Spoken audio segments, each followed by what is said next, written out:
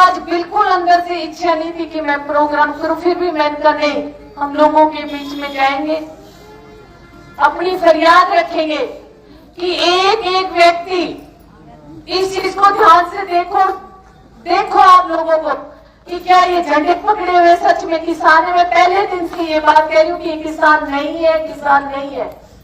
क्या किसान डीजे लेके घूमते हैं? क्या किसान हल्ला करते हैं? क्या किसान बहन बेटियों के दुपट्टे फाड़ते हैं? मैं मिलना चाहूंगी एक एक किसान नेता से, मैं हर खाप से हिसाब मांगूंगी इस चीज का। मैं गली गली जाऊंगी, महिलाओं को लेके जाऊंगी, मैं कुछ पूरा उचारा हल्का मैं गांव गांव जाके हिसाब मांगूंगी इस चीज का। अरे फिरते हुए आज हमें महीना हो गया, ऐसी गंदगी तो मैंने कहीं नहीं देखी जो मैंने आज यहाँ गांव में देखी। मैं अंदर से मतलब मैं बता नहीं पा रही कि मुझे इस चीज की कितनी पीड़ा है कि मैं कह के थकी कि हम महिलाओं की सुरक्षा करेंगे, हम महिलाओं के साथ हैं, हम महिलाओं को सशक्त बनाने का काम करेंगे, हम महिलाओं को पंचायतों में भागीदारी देकर हमने महिलाओं को पुरुषों के बराबर हक दे दिया। पर आज जो मेरे साथ हुआ है, मेरी गाड़ी का शीशा तोड़ा गया, मेरे पर ईंट फेंकी गई, मेरी बहनों के कपड़े पर, उसके बाद मुझे लगता है कि हम 21वीं सदी में प्रवेश नहीं कर रहे। आज भी हमारी बहन बेटियां उसी 14वीं सदी की है जहां बहन बेटियों के साथ क्या होता था। मैं कहती हूँ महाभारत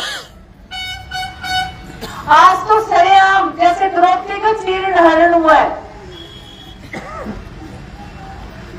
मैं तो हाथ जोड़ के आप लोगों से कह रही हूँ कि जागरूक हो जाओ, माता शक्ति जागरूक हो जाओ, अपने हकों की लड़ाई लड़ो। कोई अपना साथ देने वाला नहीं है, कोई भी। हमें अपने अधिकारों की लड़ाई खुद लड़नी होगी। क्या मैं इतने पुरुष यहाँ खड़े, मैं आपसे एक बात पूछ सकती हूँ, क्या आप मुझे इंसाफ दोगे? दोगे क्या दोबारा ऐसे हमारे साथ गलियों में ये होएगा? वोट दो ना दो, देखो वोट हर गांव में जाते हैं, चौपाल के अंदर वोट मांगने के लिए जाते हैं। आप वोट ना दो, ये आपका मौलिक अधिकार है किसी को, पर बेआबरू करना ये आपका अधिकार नहीं है कहीं भी। बहन जी, ये किसान का डंडा का नीचे कांग्रेस के वारा तत्व थे, जो भी है डंडा का उस पर जो भी है, मैं कहती हूँ इस चीज को हमें बहुत सख्ताई से लेना पड़ेगा। क्या इलेक्शन में घूमने वाला आदमी घूमेगा नहीं? वोट देना आपका काम है।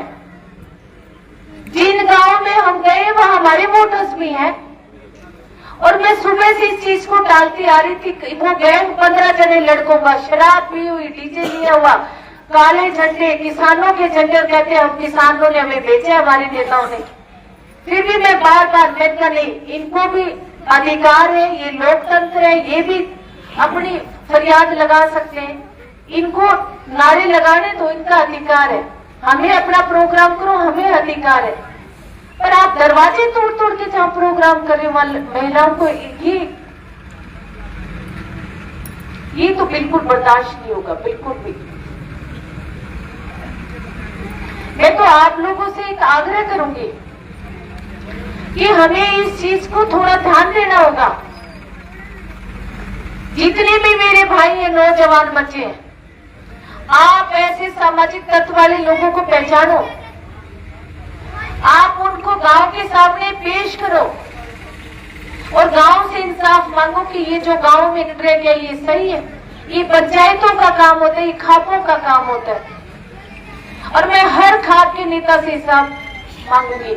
मैं उनके पास जाऊंगी, मैं उनसे बात करूंगी, क्या आज महिलाओं को हम सुरक्षित समझे या नहीं समझे। पर ये जो आज हुआ है ये बहुत गलत हुआ है। मैं तो अंत में इतना ही कहूंगी मेरे भाइयों से कि मेरे भाइयों, सबके घरों में बहनें हैं, बेटियां हैं, जो ये 20 महिलाएं मेरे साथ घूम रही हैं, तो फिर ये तो सुरक्षित है नहीं। ये भी तो सुबह 9 बजे घर छोड़ के मेरे लिए आई है। आज इतनी महिलाएं यहाँ आप लोग खड़ी हो, आप भी तो घरों से बाहर आई हो। अगर ऐसे करें आप, गलियों में महिलाओं के दुपट्टे खींचे जाएंगे, उनके कमीज फाड़े जाएंगे, उनके हाथ तोड़े जाएंगे। एक बहन का पैर तोड़ दिया, मुकेश का हाथ तोड़ रखा है। निर्मल का दुपट्टा गले से खींच के झटका मारा है उसको। एक लड़के ने एक लड़की की बाजू पे इतना तेज काटा है उसने उसके हाथ पर। क्या ये किसान है? नहीं, मैं महिलाओं से पूछूंगी कि मैं भी तुम्हारी बहन हूं। हम तो रात को 11-11 बजे भी बाडड़ा से निकलते हैं, 2-2 बजे भी निकलते हैं, पर मैंने ऐसा सिस्टम कहीं नहीं देखा। वहां भी तो हमारे भाई हैं। क्या वहां किसान नहीं है? क्या वहां किसान खेती नहीं करते? 2-2 बजे घर जाते हैं, अपने आप को इतना सेफ समझते हैं कि हमारी भाइयों की छाया में हम लोग घूम रहे हैं। हमारे बड़े बुजुर्ग, एक आदमी अगर गेट का लेके बैठ जाते हैं तो रात को जब 12 बजे तक घूमो, उस गली में हमें सुरक्षा महसूस होती है कि वहां मेरा चाचा था, वो बैठा है, मुझे कोई उंगली नहीं उठा सकता मेरे ऊपर। पर ऐसा तो जाना वालों मैंने तो कभी नहीं देखा। आज मुझे अंदर से खुद के लिए भी बहुत पीड़ा है और महिलाओं के लिए बहुत पीड़ा है। मैं तो ये जो बात है वो आपके चरणों में डाल के जा रही हूँ, मेरे बड़े बुजुर्गों के चरणों में डाल के जा रही हूँ कि क्या हम महिलाओं को ऐसे रखेंगे हमारे समाज में। मैं फिर एक बार कहूंगी कि मैं दाड़म खाप के आगे मेरी बात रख के जा रही हूँ कि ये दाड़म खाप क्या मुझे इंसाफ दिलाने का काम करेगी समाज में। जीवन जीना आसान नहीं होता और बिना संघर्ष के कोई महान नहीं होता, और जब तक नहीं पड़ती चोट हथौड़ी की पत्थर भी बलवान नहीं होता। नाना जी आगे बढ़ो, हम आपके साथ हैं। नाना जी आगे बढ़ो, हम तुम्हारे साथ हैं। नाना जी आगे बढ़ो, हम तुम्हारे साथ हैं। नाना जी आगे बढ़ो, हम तुम्हारे साथ हैं। जिंदाबाद जिंदाबाद जिंदाबाद जिंदाबाद जिंदाबाद जिंदाबाद। आगे बढ़ो, हम तुम्हारे साथ हैं। आगे बढ़ो, हम तुम्हारे साथ हैं। मैं तो ये गुमान करके बैठी थी कि मैं हिसार की बेटी हूँ। मैंने 2 इलेक्शन लड़ लिए, मैंने कभी ये शब्द यूज ही नहीं किया कि मैं बेटी हूँ, कि मैं बहू हूँ। मैं एक उम्मीदवार के तौर पे दोनों जगह गई हूँ कि मैं आपकी उम्मीदवार हूँ, पर पहली बार मैंने ये बेटी शब्द यूज किया क्योंकि मैं हिसार की बेटी हूँ, मैं आदमपुर की बेटी हूँ। अगर पूरे जिले की भी बेटी कहता हूँ तो बहू भी तो बेटी है। ये फर्क है आप लोगों के मन में कहीं नहीं। बहुत ही मान सम्मान के योग मेरे लिए बहुत ही आदरणीय। आज नैना चुराना तो अंदर से बिल्कुल भर गई। हम तुम्हारे साथ हैं। हम तुम्हारे साथ हैं।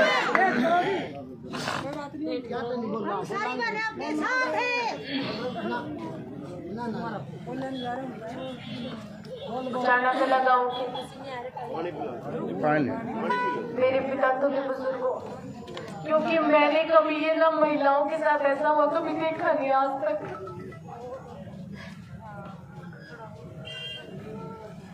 मैं सोचती हूँ अगर मैं एक प्रतिनिधि होके भी सुरक्षित नहीं हूँ, जो महिलाओं की इतनी आवाज उठाते विधानसभा में चीख चीख की ये बात बोलती हूँ कि हम महिलाओं की सुरक्षा की बात करेंगे, हम महिलाओं की शिक्षा की बात करेंगे।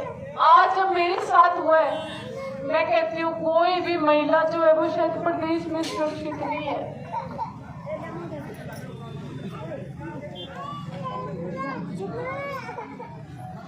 मतलब मुझे पीड़ा इस चीज की है कि मैंने किसी पुलिस वाले को घंटी मारी और जिसका जुम्मा हम कहते हैं कि हम पुलिस के साए में सुरक्षित है।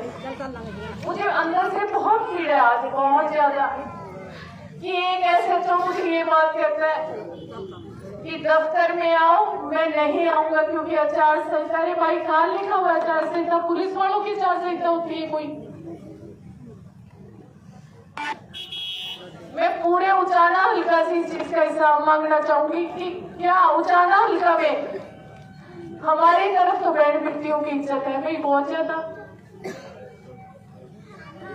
या गांव में क्या बहन बेटियां ऐसे निकलती है जिनके दुपट्टे फाड़े जाते हैं? मैं यहाँ खाप है, मैंने सुना दारन खाप है यहाँ। मैं उन दारन खाप के नेताओं से हिसाब मांगना चाहूंगी।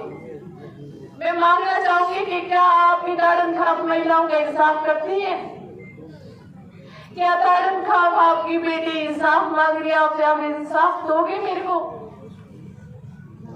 मेरे से भी ज्यादा मेरे को पीड़ा मेरे साथ वाले उस मुकेश डोमरका को है, जिनको नाले के अंदर पटका। आज मैं पूछूंगी सारे उजाला के लोगों से, क्या महिलाओं की यही इज्जत आपकी उजाला में? मैं तारन खाब से जवाब नहीं मांगूंगी इस चीज की। मैं मिलूंगी, कौन है आपका मुखिया, मैं उसे पूछना चाहूंगी उजाला के। मैं जितनी भी खाप है, मैं हर खाप के मुखिया से मिलूंगी। मैं कमजोर स्त्री नहीं हूं बिल्कुल भी। मैंने दो इलेक्शन लड़े, मैं आदमियों के बीच में रह के, पर मैंने ऐसी बदतमीजी महिलाओं के साथ 10 साल में 8.5 साल में मैंने कभी नहीं देखी जो मैंने आज भोगड़िया गांव में और रोजखेड़ा गांव में देखी है। मतलब अपने आप को किसान, मैं उन किसान नेताओं से भी एक आदमी से जवाब नहीं मांगूंगी। क्या किसान नेता ये किसान नेता है? मैं उन किसान नेताओं से पूछूंगी, क्या आपके घरों में बेटियां नहीं है? क्या आपके पत्नी, भाभी, बहने, जिनकी सरेआम गलियों में आज दुपट्टे खींचे गए, उन बहनों को नालियों में पटका गया है? क्या ये उजाला हल्का में इंसाफ देगा? बिल्कुल देगा जी। मैं एक आदमी से पूछना चाह रही हूँ, महिलाएं तो बेचारी क्या करेंगी?